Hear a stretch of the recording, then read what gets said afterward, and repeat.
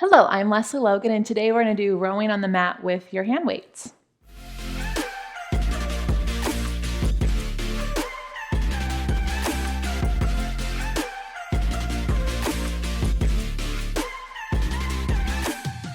So I know some of you are freaking fantastic fans of rowing. Me too. And sometimes you don't have your reformer at hand. I know, especially when we travel. In my online classes at onlinepilatesclasses.com, I do a lot of rowing, right, in class because it's super effective in warming up the back and it challenges everything our mat practice teaches us. The key here with this is to grab 1 pound or 2 pound weights. If you're using kilograms, translate that to under 2 pounds because if it's the distalness of this, if it gets too heavy, it actually is just going to hang off your joints and you're going to lose the connection, okay? So I like to use a strap for my first two because I have access to it. If you don't have a strap at home to use, it's okay. Just know that you might have to limit your range of motion and focus more on your connection to your seat and your hamstrings so you can stay in one place. You can also place like a ball here to squeeze or a magic circle on the outer parts of your feet and then push out. That does make it harder because you don't have access to your inner thighs as much, but it does turn your seat on. So if you have trouble connecting to your seat, press out. If you have trouble connecting to your midline, squeeze in, right? Or get a strap. So you take your hands like this, put the weights together, and you sit up really tall. And then we go into the sternum first. So we round back, and you can round back all the way down as long as your legs don't move. Then you open your arms up, and I'm going to press my arms back here. And I'm going to round forward, and then I'm going to pulse my arms back. I want you to feel the muscles around the tips of your shoulder blades. 2, 3, try to squeeze, try to touch the weights behind your back without bending your elbows. It might not be possible. Notice how I'm still rounded forward. Then I'm going to lift my arms up as high as I can, around and stretch my back. So my arms are connected to my back and I'm actually using that connection to bring my body more over my legs. Then I roll up. Okay, let's do that again. We round back. Again, you can go all the way down. Open your arms, round forward, press your arms back. You should feel the muscles around the shoulder blades, your wings touch, right? And we'll pulse 3 times to connect that. And then I try to touch my weights here with straight arms while I'm staying in my hundreds curl and lifting my stomach off my thighs.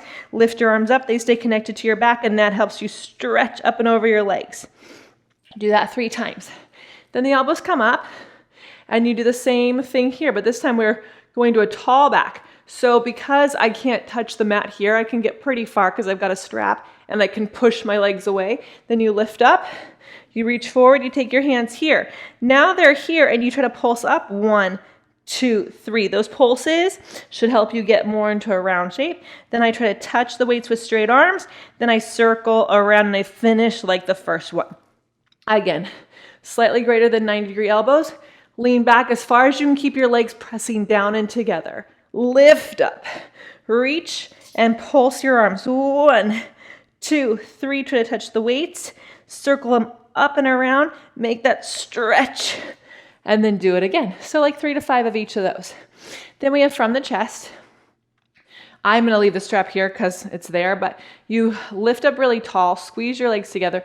You reach your arms forward from your chest, kind of like a push-up.